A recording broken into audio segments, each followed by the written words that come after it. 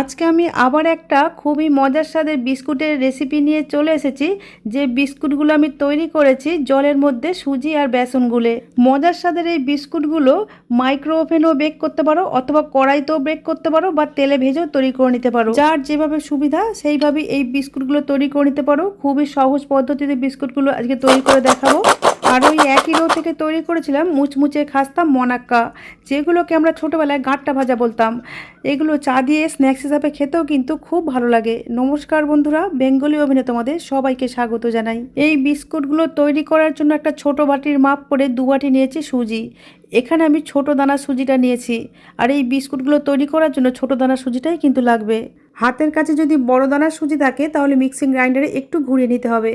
এখন এর মধ্যে একটা ছাঁকনি বসিয়ে দিয়ে এর মধ্যে দিয়ে দিলাম 2 টেবিল চামচ বেসন, আর সাথে দিচ্ছি 1 বাটি রুটি তৈরি করার আটা।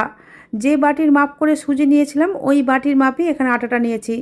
আটার পরিবর্তে ময়দাও ব্যবহার করতে পারো।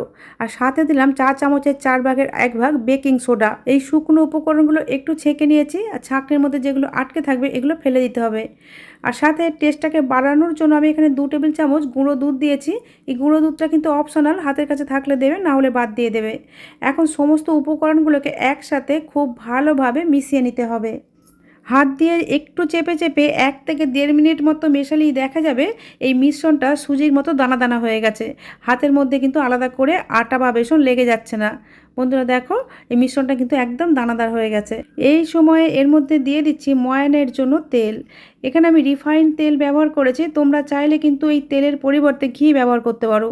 ঘি দিয়ে বিস্কিটগুলো তৈরি করলে খুব খাস্তা হবে, কিন্তু ঘি সবসময় সবার ঘরে অ্যাভেলেবেল থাকে না, তাই আমি তেল দিয়েই তৈরি করছি। এখানে আমি 3 টেবিল চামচ কুকিং অয়েল ব্যবহার করেছি। ঘি ব্যবহার করলে কিন্তু 2 টেবিল চামচ ব্যবহার করলেই হবে। এখন এই তেলটাকে সুজির মিশ্রণের সাথে খুব ভালোভাবে মিশিয়ে নিতে হবে। ময়ানটা মেশানোর সময় এই মিশ্রণের মধ্যে কিন্তু অল্প একটু গুটলি চলে আসবে। তার জন্য অল্প অল্প মিশ্রণ নিয়ে 2 হাতের তালুর মধ্যে এইভাবে ঘষে ঘষে যদি ময়ানটা দেওয়া হয়, গুটলিগুলো যেমন ভেঙে যাবে আর বিস্কুটগুলো খুব সুন্দর তৈরি হবে।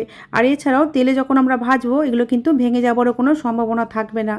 বেশিক্ষণ না, 2 মিনিটের মতো এইভাবে হাত দিয়ে একটু ঘষলেই কিন্তু মিশ্রণটা খুব ভালোভাবে আগের মতো আবার দানাদার মিশ্রণে পরিণত হয়ে যাবে। আমি এখানে 2 মিনিটের মতোই ময়ানটা দিয়ে নিয়েছি। দেখো, মিশ্রণটা আবার আগের মতো ঝরঝরে হয়ে গেছে। এখন ডোটা মেখে নেব। তার জন্য যে বাটির মাপ করে আটা সুজি নিয়েছিলাম ওই একই বাটির মাপ করে 1 বাটি নিয়েছি নর্মাল টেম্পারেচারের জল। এখানে বিস্কুটগুলোকে মিষ্টি করার জন্য চিনি ব্যবহার করতে ভুলে গিয়েছিলাম বন্ধুরা। এখন আমি 1 বাটি চিনি নিয়ে মিক্সিং গ্রাইন্ডারের মধ্যে গুঁড়ো করে নিয়েছি। যে বাটির মাপ করে আটা সুজি নিয়েছিলাম ওই বাটির মাপই 1 বাটি চিনি নিয়েছি, তবে সব চিনি গুঁড়োটা দিইনি, একটু কম করে দিয়েছি। এখন এই চিনির গুঁড়োটা মিশ্রণের সাথে খুব ভালোভাবে মিশিয়ে নিতে হবে। মিষ্টির পরিমাণটা নিজেদের খুশি অনুযায়ী কমিয়ে বা বাড়িয়ে নিতে পারবে, তবে খুব বেশি দিতে যাবে না, তাহলে কিন্তু বেশি মিষ্টি হয়ে যাবে। প্রথমে যে 1 বাটি নর্মাল টেম্পারেচারের জল নিয়েছিলাম তা থেকে অল্প একটু জল প্রথমেই দিয়ে দিয়েছিলাম, এখন অল্প একটু দিলাম।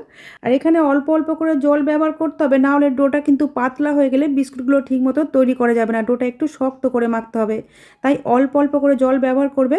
আর জলের পরিমাণটা চিনির পরিমাণের ওপর ডিপেন্ড করবে। চিনির পরিমাণ যদি একটু বেশি হয়ে যায় তাহলে জলটা কিন্তু একটু কম লাগবে।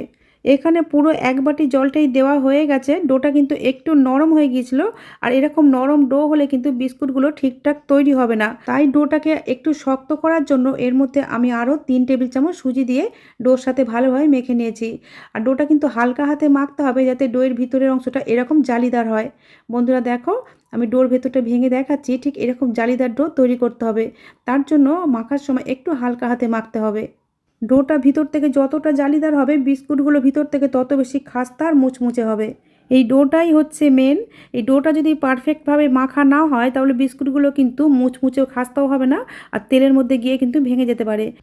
তাই ডোটাকে এইরকম হালকা হাতে একটু শক্ত করে মাখলেই ভিতর থেকেও যেমন জালিদার হবে আর উপর থেকে এইরকম ফাটা ফাটা হবে গাগুলো। এখন এই ডোটাকে 5 থেকে 7 মিনিটের জন্য ঢাকা দিয়ে রেখে দিতে হবে যাতে সুজিগুলো ফুলে নরম হয়ে যায়। এখন আমি তোমাদের 7 মিনিট পরে দেখাচ্ছি।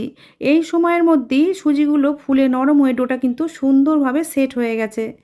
এখন এই ডোটাকে আর মাখার দরকার নেই, শুধু এইভাবে একটু লম্বা করে একটা রোল করে নিতে হবে। আর এই ডোটা থেকে যেহেতু আমরা গাঁট্টা ভাজা তৈরি করব, তার জন্য কিছুটা ডো কেটে রেখে দিলাম, আর বাকি ডোটাকে এইভাবে রোল করে নিয়েছি। তারপর হাতের তালু দিয়ে হালকা হাতে একটু চেপটে দিলাম। বন্ধুরা দেখো এইরকম থিকনেস রেখেছি। এর থেকে পাতলা বা মোটাও রাখতে পারো, তবে এগুলো কিন্তু আরও একটু তেলে গিয়ে ফুলে যাবে। এখন একটা ছুরির সাহায্যে এইভাবে পিস পিস করে কেটে নিতে হবে। আমি এখানে 1/2 ইঞ্চি চওড়া রেখে কেটে নিয়েছি। তোমরা তোমাদের খুশি মতো বিস্কুটগুলোকে আরেকটু সরু আর একটু চওড়া করে কাটতে পারো। ভিতরটা তোমাদের দেখিয়ে দিচ্ছি। বন্ধুরা দেখো ভিতরটা কতটা জালিদার হয়েছে। এইভাবে সব বিস্কুটগুলোই কেটে নিয়েছি। এখন এগুলোকে ভেজে নেব। তার জন্য আগে থেকে ওভেনে কিছুটা তেলকে গরম করতে দিয়েছিলাম। তেলটা কিন্তু বেশি গরম করা যাবে না। যখন হালকা গরম হবে তখন এই বিস্কুটগুলো একটা একটা করে গরম তেলের মধ্যে দিয়ে দিতে হবে। যতগুলো ধরবে ততগুলোই দিয়ে দিতে হবে। আমি এখানে কিন্তু সবগুলোই দিয়ে দিয়েছি। আর এই সময় ফ্লেমটাকে কিন্তু একদম লোতে করে দিতে হবে। লো ফ্লেমে ভাজার ফলে বিস্কুটের গাগুলো কিন্তু আরও সুন্দরভাবে ফাটা ফাটা হবে আর ভিতর থেকে অনেক ভালোভাবে ভাজা হবে। আর এই সময় বিস্কুটগুলো কিন্তু খুবই নরম থাকে, তাই এই সময় খুন্তি বা হাতা লাগাবার প্রয়োজন নেই, তাহলে ভেঙে যেতে পারে। যে বিস্কুটগুলোতে তেল পাচ্ছে না, চামচের সাহায্যে এইভাবে একটু তেলটা ওপর দিয়ে ছিটিয়ে দিচ্ছি, যাতে বিস্কুটের ওপর পোর্শনগুলো একটু শক্ত হয়ে যায়। এইভাবে চামচ দিয়েও তেল ছিটাতে পারো, অথবা সাঁড়াশি দিয়ে কড়াটা ধরে এইভাবে তেলটাকে একটু ঝাঁকিয়ে দিতে পারো। বন্ধুরা দেখেই বুঝতে পারছো বিস্কুটগুলো কত সুন্দরভাবে ভাজা হচ্ছে। কিছুক্ষণ ভেজে নেওয়ার পর যখন নিচের পোর্শনটা হালকা একটু শক্ত হয়ে গেছে, তখন একটা একটা করে এইভাবে উল্টে দিতে হবে। আমি তোমাদের কাছ থেকে দেখাচ্ছি। বন্ধুরা দেখো কত সুন্দরভাবে এগুলো তৈরি হয়েছে।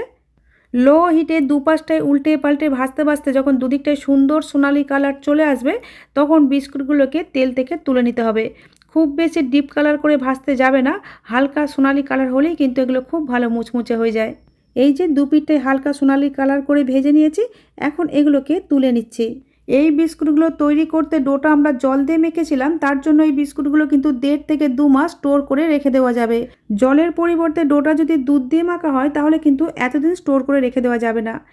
এখন গাঁটটা ভাজা বা মনাক্কাগুলো তৈরি করব। তার জন্য যে ডোটা রেখে দিয়েছিলাম ওই ডোটাকে হাতের তালুর উপর রেখে এইভাবে একটু পাতলা করে চ্যাপটা করে নিয়েছি। এখন একটা স্টিলের প্লেটের পিছন দিকে একটু তেল মাখিয়ে নিয়ে এই ডোটাকে রেখে এইভাবে ছুরির সাহায্যে স্কোয়ার শেপে কেটে নিচ্ছি। এখানে নিজেদের খুশি মতো যে কোনো শেপেই কাটা যাবে। যেহেতু গাঁটটা ভাজা বা মনাক্কা স্কোয়ার শেপেরই হয়, তাই এইভাবেই আমি কেটে নিয়েছি। আর বিস্কুটের যে তেলটা ছিল এই তেলটাকে গ্যাসের ফ্লেম অফ করে একটু ঠান্ডা করে নিয়েছিলাম।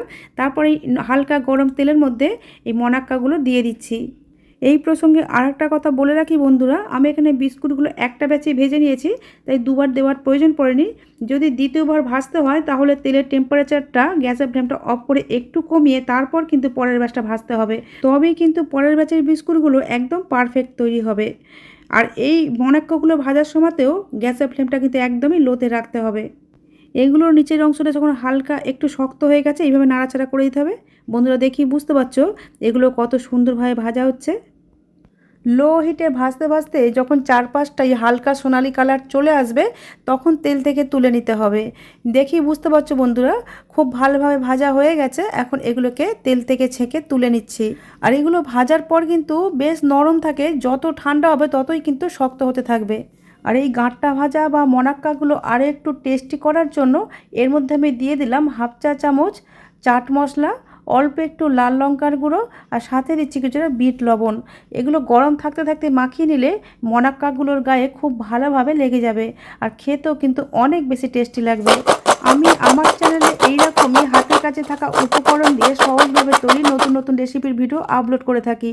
এই রকম রেসিপির ভিডিওর আপডেট সবার আগে পাওয়ার জন্য ইউটিউব থেকে দেখলে চ্যানেলটা সাবস্ক্রাইব করার, আর এফবি পেজ থেকে দেখলে পেজটাকে ফলো করে নেওয়ার অনুরোধ রইল। বন্ধুরা আজ তাহলে এই পর্যন্তই। তোমাদের সাথে আবার আমার দেখা হবে নতুন কোন রেসিপির সাথে। তোমরা ভালো থেকো, সুস্থ থেকো, সাবধানে থেকো।